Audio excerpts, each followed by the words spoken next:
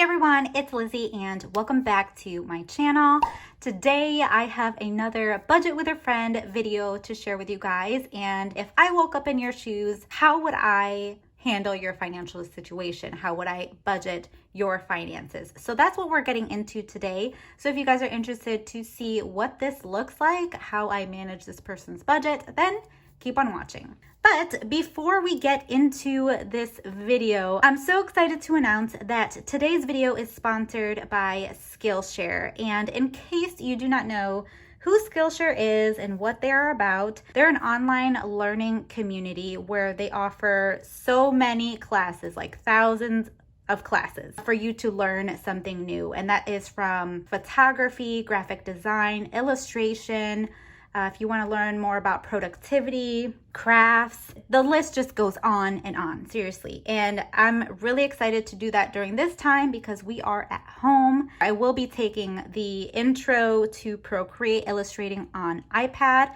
class taught by Brooke Glasser, and it's because I got my iPad. I did purchase the Procreate app, so I want to learn different tips and tricks on that. So I'm excited to try and join that class. What's awesome is that Skillshare is allowing the first 1,000 people who use the link in my description box, they're offering you a free trial. So you can try out and join different classes offered in Skillshare.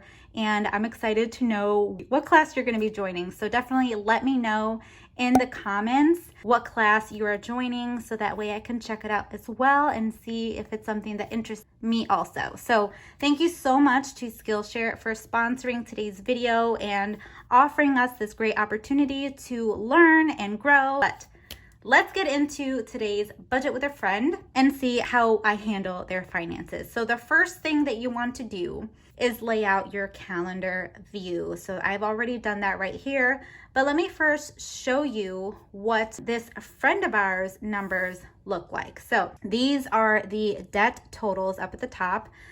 She has she has 4 credit cards, a medical bill, and 2 school loans. So I've highlighted over here what her minimum payments are, and then right here is the total balance. So the total debt that she had mentioned to me was $11,921 is the total debt. Now her savings, and this is all as of June, is when she had sent me this information. So I know it's kind of behind, but it's still relevant, guys. As of June, she had $50 saved for Christmas. An emergency, she had $250. Her goal is to pay off debt, grow her emergency fund, and save for Christmas. So Christmas is right around the corner. So if you are in the same situation, it's not too late to save for Christmas, guys. So don't be overwhelmed with that. With the numbers that she gave me, she also gave me the due dates. I filled in her bill tracker. And all of this is available on my Etsy shop, by the way. So I wrote in the bill. So the bill goes here, the due date, and the total amount that is due. And then I just broke up her paychecks right up here and how much she should set aside for this particular pay. And this is all based on like minimum payment amount. And then down here in this little box is the cash that she budgets out for monthly. So I just thought for video purposes, it would be easy to just write it in on the bill tracker. So you can do this as well. If you have cash envelopes, you can use the bill tracker to break down your cash envelopes by paycheck. So she has a few cash envelopes that she does budget out for. So it's groceries, household, gas, beauty, miscellaneous, and school lunches for her kids. So let me give you a little backstory on our friend here. She is married. She has 3 kids, a 3-year-old, 8-year-old, and a 20-year-old. And her husband pays for the mortgage and house expenses, as well as the car lease and insurance. So that's just something that you want to keep in mind when looking over this budget. You're going to see that there's no rent or mortgage insurance that comes out of her paycheck, but it's because her husband covers that. So that's something to keep in mind as well. So I reference this when writing up her paycheck budget. So I'll just have you maybe take a screenshot or just pause and look over the numbers. And then we're gonna go ahead and share how I would write up her paycheck budget. So this is what the paycheck budget sheet looks like. And let me zoom you guys in, that way you can see a little bit better. All right, so this is what her first paycheck budget would look like if I woke up in her shoes. So payday is on the 2nd of October. I know this is after the fact, but this is how I would have broken down her budget. So you write in the paycheck, and I use a percentage formula, and this is what I would recommend to her. But now with this paycheck, based on the numbers that she gave me, I am writing up how she would spend for this paycheck, okay? So just keep that in mind. With this paycheck, I would recommend breaking it up into percentages still. So 70% I recommend going to all of your expenses, all of the spending that leaves your bank account, that leaves your cash envelopes. And then 20% for goals. And I would recommend doing a giving, but she didn't mention that, so I'm not gonna force it upon anybody. But I do break down my budget. 10% goes towards giving, which is my tithe. So I took this number, 1320, and you multiply it by the percentage, which in this case is 0.70. It gives you a number, $924 is what I recommend for her to not go over when it comes to her spending from this paycheck. And then $396 can go towards her goals. So now with the expenses, these are the expenses that we wrote up on the bill tracker. She has debt. So her debt is what she pays from her paycheck. And so this total debts total to $539. And we said that $924 is what was recommended for all of the spending. So she still has cash envelopes to account for looking at the bill tracker. So the remaining amount, taking the income, subtracting the expenses, is $781.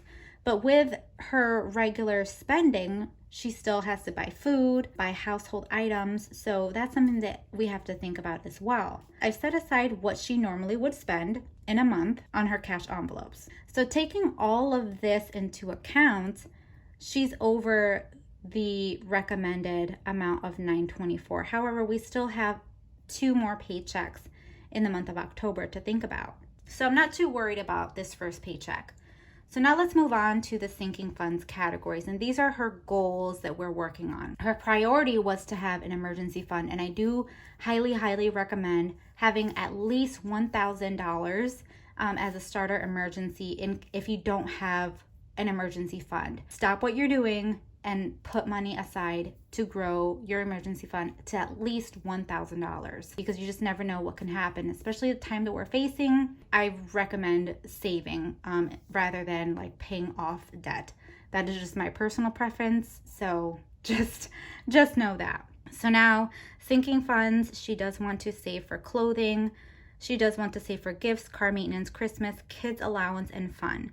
So you see here, I put some zeros there because priority is emergency. So we are putting $200 for emergency because that is the priority. Breaking down her savings based on what her ranking is on her priority, she wanted to put money for her clothing fund, her car maintenance, and then Christmas. So that's why I've only allocated for those 3 and I left the rest at 0 for this particular paycheck. Giving $200 for emergency fund, and then $21 can go as a debt payment, an extra debt payment. So list your debts from smallest to largest and do that debt snowball based on what the Dave Ramsey recommends. So that is my suggestion. So this is the first paycheck. And now let's move on to paycheck number 2. This one looks a little bit different. So same amount of income, but the expenses are a little bit different because all of the bills pretty much come out in the beginning of the month. So she's already paid that. So the only thing that she should set aside is for the school tuition, which is $200, leaving a remaining balance of $1,120. Now here's where the goals really start to take effect. So we're not doing anything different with the cash envelopes. So now we can move on to the sinking funds based on her priority. So priority number 1 was Christmas. So we're putting $100 into her Christmas fund because Christmas is right around the corner. So we want to make sure that she is set up for success and not go into debt when getting Christmas presents. And then is her clothing. And because we didn't apply anything to kids' allowance or fun the last paycheck, I think it's important to include that because that is also important to her when it comes to her goal savings. And then we have the gifts and car maintenance as well that is able to be funded. So $310 is being allocated specifically to sinking funds.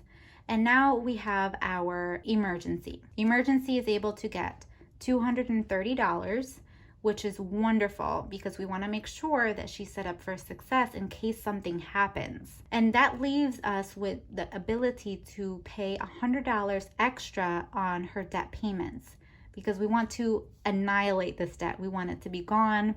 And I think that in her situation, it looks like she wants to do all of these things. So this is how, based on what she wants and the black and white ink that I received, this is how I would break up her paycheck number 2. So I just wanted to correct this bill tracker because I realized that I didn't fill in these bills right here, and this will be paid out of the last paycheck of October. So I just wanted to give that correction to you guys, but let's get into the rest of the paychecks for her. All right, so after making those adjustments on the bill tracker, this is what the paycheck budget looks like. So we do have a few of the bills that are going to be coming out.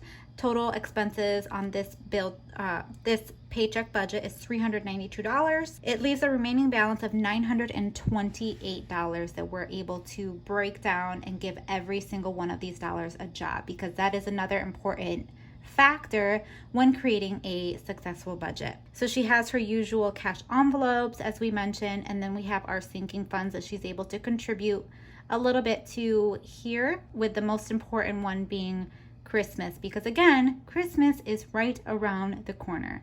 So we want to make sure that we are adding the funds necessary to Christmas for her to have her goal to have enough funds for Christmas so that no more debt gets accumulated. So then she's able to contribute $100 to her emergency and then an extra debt payment of $78. Now we get into the point of the video where I give you guys my recommendations.